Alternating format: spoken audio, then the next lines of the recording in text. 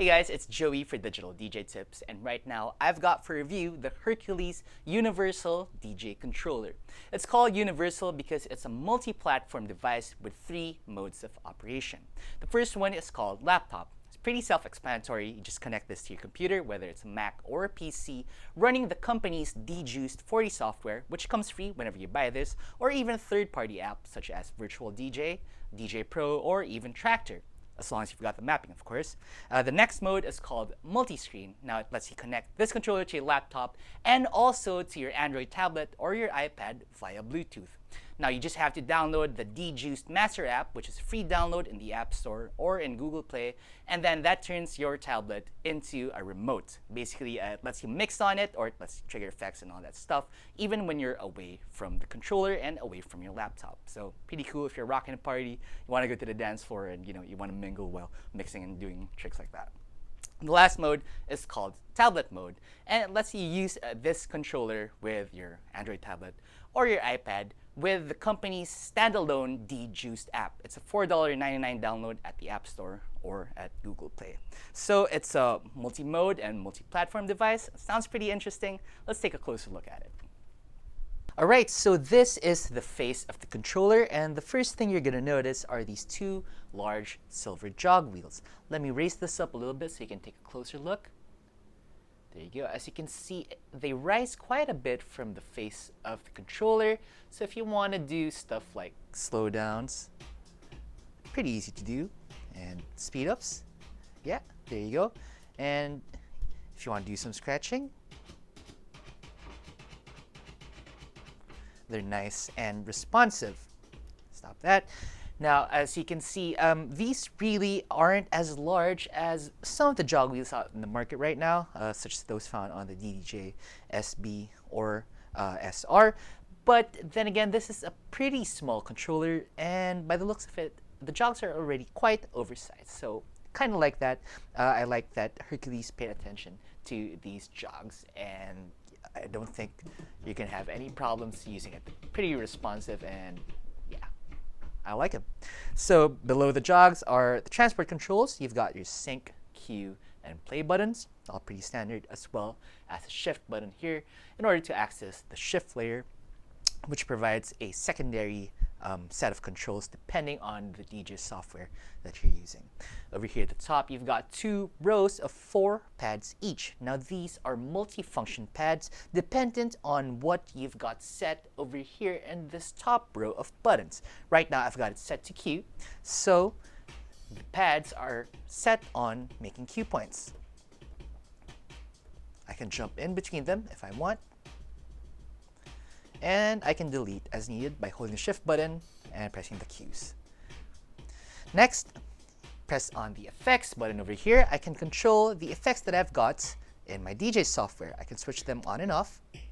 Right now I'm using DJuiced 40, so I'm just controlling the effects that I've got set in there. Alright, next let's go to sample over here. Now I can trigger audio that I've got in DJuiced 40's sample bank. Right now I've got some drums, so if I want to do some finger drumming, I can. It's awesome. Lastly, the loop button over here lets you loop your track from 8 measures down to 16 notes, or a fraction of that. There you go. I would have loved to see a loop in or loop out button here, but then again, it's not a big deal. You can set your loop using these buttons anyway. So over here in the middle, towards the mixer section, you've got your 2 gain knobs for adjusting the gain of your tracks manually. You've got your pitch faders over here, nice and stiff. Same with the volume faders. I would have wanted them to be a little bit looser, like in a lot of club mixers these days, but that's okay. Not a deal breaker, because your crossfader is in fact very, very loose. So if you want to make those quick cuts, you certainly can. These are great feeling faders all around. Over here, you've got your 3-band EQ, treble, middle, and bass, and you've got your browse knob, load A, load B buttons for loading tracks on either deck, as well as your headphone cue buttons over here.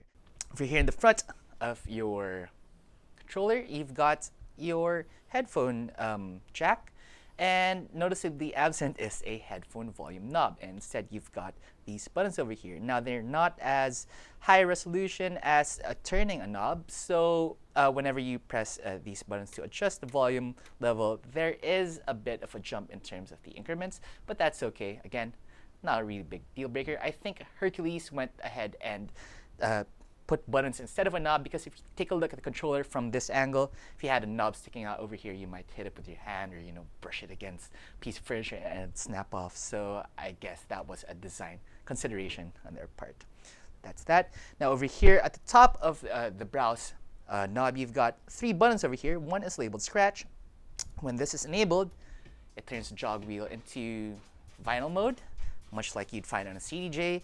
And if you disable it, well, it turns it into a slow down and speed up jog. Stop that. Turn on scratch mode here. And here you've got your record button. If you press this, you're going to record your DJ set while you're playing.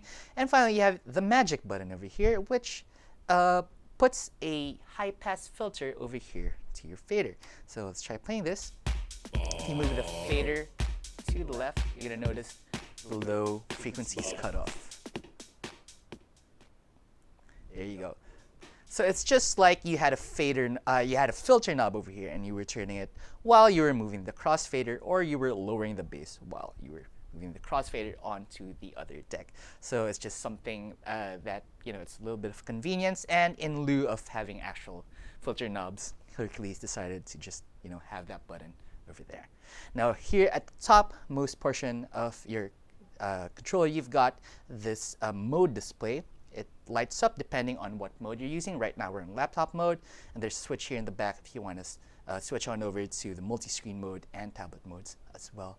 And you've got your Bluetooth status indicator over here.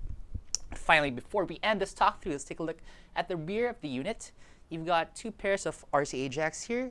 The one here on the left is for your master output, and the one here on your right is for an aux-in cable. It comes the controller ships with this one. If you want to connect your phone or tablet or anything else, you want to connect it to your controller, you can do that, and you can assign a channel to it in DJuiced 40 if you want to use the onboard effects, or if you want to use EQs and all that stuff within the software, you can do that. So that's it. It's a pretty small controller. It's made of all plastic all around, and it's pretty hefty actually. I like the weight. It's not too light like a lot of plastic controllers. The weight is just right. It's enough to give you a feeling that this is a pretty solid piece of hardware. So there you go. Alright, so that's it for this talk-through video of the Hercules Universal DJ. Do note that if you want to use multi-screen mode, you've got to be using DJuiced 40 on your laptop and DJuiced Master on your Android tablet or iPad. And if you want to use tablet mode, then you've got to get the paid version of the DJuiced app, available in the App Store or on Google Play. I've got a full review of this controller, which is more in-depth, over at the digitaldjtips.com website, so do check that out. And if you like this video, don't forget to hit the thumbs up icon below, and if you're not a subscriber yet, please do hit the subscribe button below this video. My name is Joey. I'll see you guys next time. Thanks for watching.